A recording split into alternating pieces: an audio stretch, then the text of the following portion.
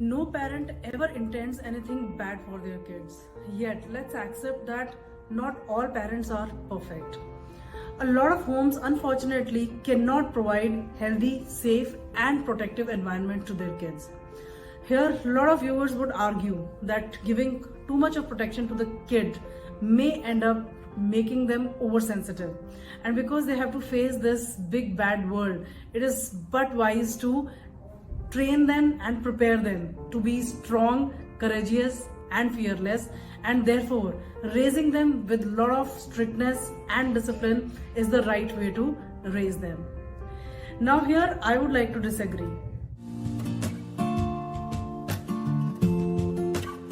It was presumed that if you raise kids with a lot of strictness and discipline, they turn out to be extremely rough and tough, ready to face this big and bad world.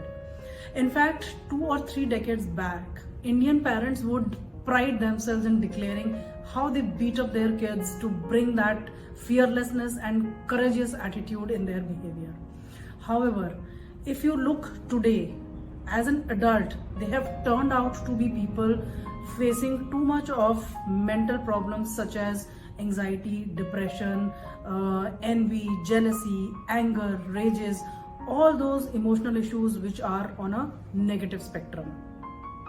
These are the kids who suppressed their emotions, who numbed their feelings, and those suppressed emotions and numbed feelings today have come out in the form of all negative traits.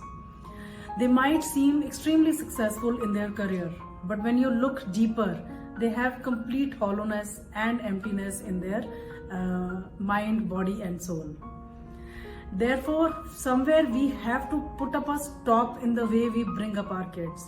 There has to be a reform not only in the education but also in the way parenting is done today all across the globe. Hi, Namaskar. I am Dr. Meenu, helping you better understand how small things which we ignore and which probably we do not even pay much attention to may be traumatizing our kids in the long run. If you're liking my content, please hit subscribe button and also share the video with more and more people so that it reaches the community and people learn something out of it. So let's take this journey of being consciously aware of our actions and words so as to build a better society. How can parents traumatize their kids unknowingly? Number one, body shaming. To tell a kid, oh, you're ugly, you're so tall, you're so short, you're fair, you're dark, you end up traumatizing them in the long run because you are consciously making them aware of their own appearance. To point a kid based on his physical attributes or appearance is like telling him to hate himself based on these attributes. These kind of kids, when they grow up, two things happen. They end up developing extremely low sense of self-esteem, self-worth, and self-love. Also, they end up always judging people, partners, or situations based on the looks. All this eventually creates a kind of problem where they cannot develop healthy relationships, deep-rooted bonds with people. The second way parents unknowingly traumatize their kids is by ridiculing or being sarcastic with them. Why did you do this? Oh, this looks so funny on you. This does not, why did you say that? Why did you do that? It's like commenting on their actions, their words, their appearances all the time in a very sarcastic manner. These kind of behaviors end up making these kids being very conscious of their own actions. And in the long run, as an adult, they themselves pick up this behavior, and rather than being direct, transparent, and open with people, they always talk to people around in a very sarcastic manner. So picking up sarcasm is not a good characteristic. It does not let them develop healthy relationships in the long run.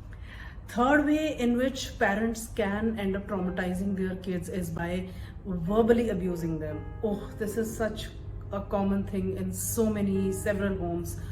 Because of the anger issues of one of the parents or both the parents, or the way they fight or they indulge into some kind of unhealthy abuses themselves, the child cannot accept this as a normal and healthy way of family behavior. Maybe as a child, he may see this, he may grow up watching all this kind of behavior, but when it comes to the parents in their anger giving this kind of verbal abuses to their child, that somehow has a lifelong effect on their psyche, and it is not healthy at all for any child to be told, oh, you are so stupid, you're so difficult, you are a big challenge, you never listen, I find it very difficult to deal with you, your emotions or your tantrums or your demands. It's like putting a permanent scar in the mind of a child, and when he grows up, either he becomes the same kind of abusive person to people around them.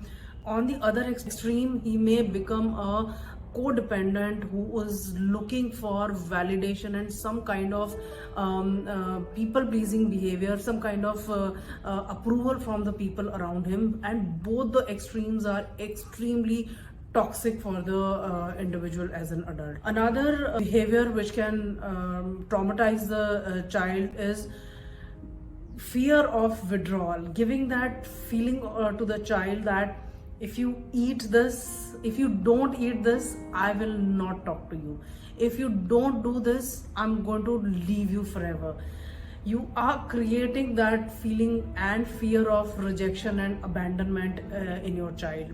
These kind of children, again, they grow up to become dysfunctional adults who have severe abandonment and rejection fears, and they either leave the relationships and jobs for fear that before they leave us, we must be the first one to leave them, or they become so clingy that they always feel a fear of being rejected or abandoned by jobs and people.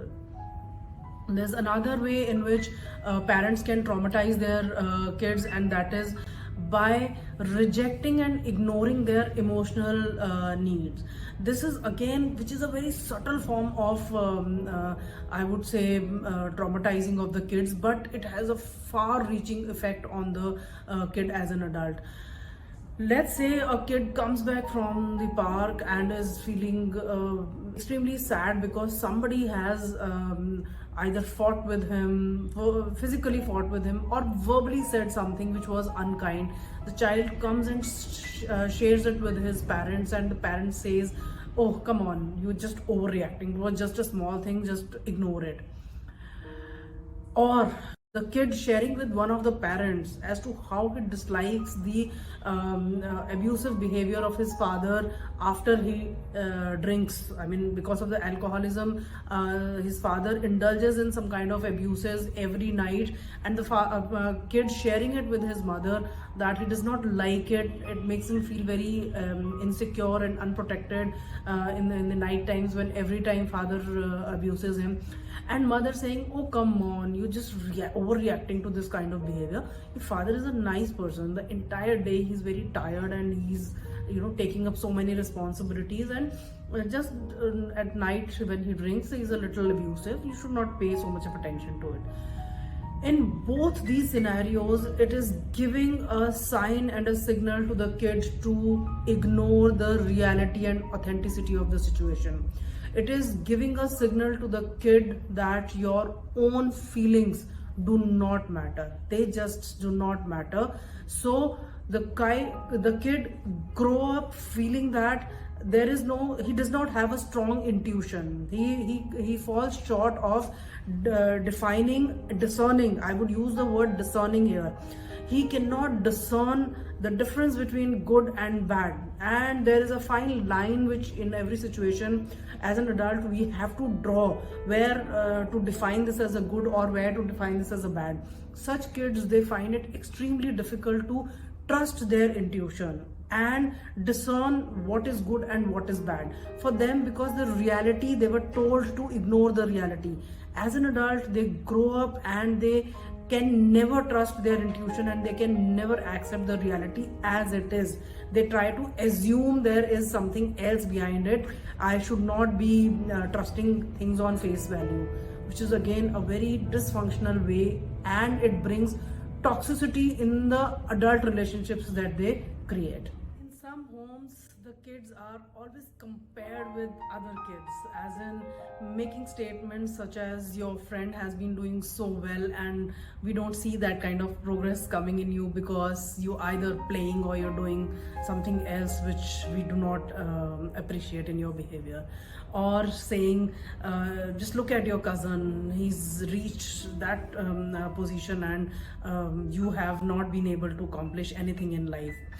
These kind of comparisons make the child go into complete low self-esteem and low self-worth, and such kids in future, either they completely detach from the outside world and do not like to perform at all, because they always end up comparing themselves with other and feeling that they do not stand anywhere in front of the other counterparts. Or they develop a strong ego to fight the world and show to the world that it is only certain accomplishments that our parents compared us for which can make us powerful in this world, and therefore there's a complete emptiness and hollowness in their behavior, which as an adult brings again dysfunctional and toxic relationships in their lives. Another way in which parents can drastically traumatize their kids without their own knowledge is future faking. It's like telling the kid, if you get good marks in the school, I'm going to take you on a foreign holiday, or if you do this particular activity, I'm going to gift you this particular thing. It's somehow giving a message and then not honoring, giving these promises and then not being able to honor those promises repeatedly as a pattern. Once in a while if it happens, that's okay, but then in some cases, in some homes, in some individuals, it's a habit of giving false and promises and future faking to the kids. Such kids, they develop mistrust in their personalities, and as an adult they either never trust their partners, their people around them, or they themselves become somebody who's always giving wrong promises to the people and not honoring those promises. Another way that parents can cause trauma in the kids during raising of the kids is merging the child with their own life, with their own personality, with their own shadow. In several homes, if you look at the generations, this kind of practice is very well adopted by several parents who think that my unfulfilled needs and my unfulfilled dreams can only be filled by my kids. So if I wanted to become an actor and I could not, so my child has to fulfill that dream. So you're making the child an extension of your unfulfilled aspirations and dreams. This again causes the child to lose his own individuality.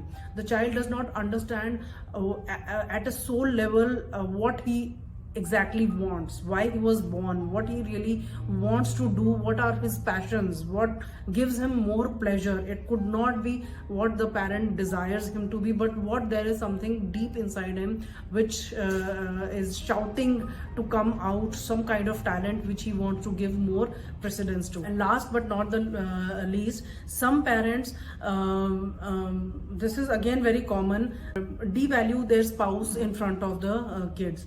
This is again a very dysfunctional and toxic way of bringing up your kids, by showing them that healthy relationship means devaluing the other person. The kid as an adult, when he develops a relationship with a partner or in his workspace also, he thinks that devaluing and putting others down is the only way I can gain power and control over these situations. I hope these small quick ways of understanding as to how we could unintentionally be harming the psyche of our kids can help us deal with it in a better sense and improve and change the way we operate in our families.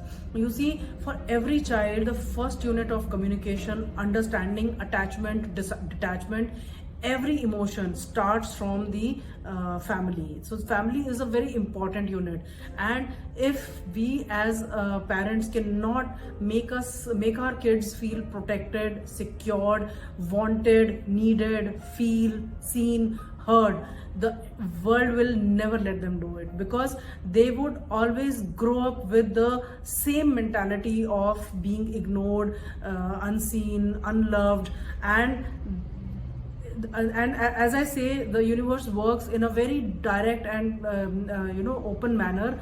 If you yourself think I am not worth it, you will never be worth it. The universe will give you what you feel you are worth of. So if you think that you are worthy of good relationships, universe will give you that. If you think that you are not worthy of a good job or good recognition, popularity, fame, whatever you have in your mind, if you are convinced that you do not deserve good things in life, you will never get it. And the moment you start accepting, that is the reason, building that psyche of your children in a very positive manner, so that they give affirmations to the universe. When they indulge into self-talks, when they talk about themselves, the talks are always positive. It's about confidence, it's about positivity, it's about feeling good in their own skin, it is about liking themselves with all the flaws, it's about appreciating themselves with all the shadow side that they have, and the same characteristics and behaviors resonate outside and brings the same high vibrational energies, people, places, jobs to them. I hope this video has been of help. I would request you all to kindly subscribe and like in case you like the content, and engage more on this topic or any other topic which you think I should be taking up in the next videos. Thank you for now. Namaskar.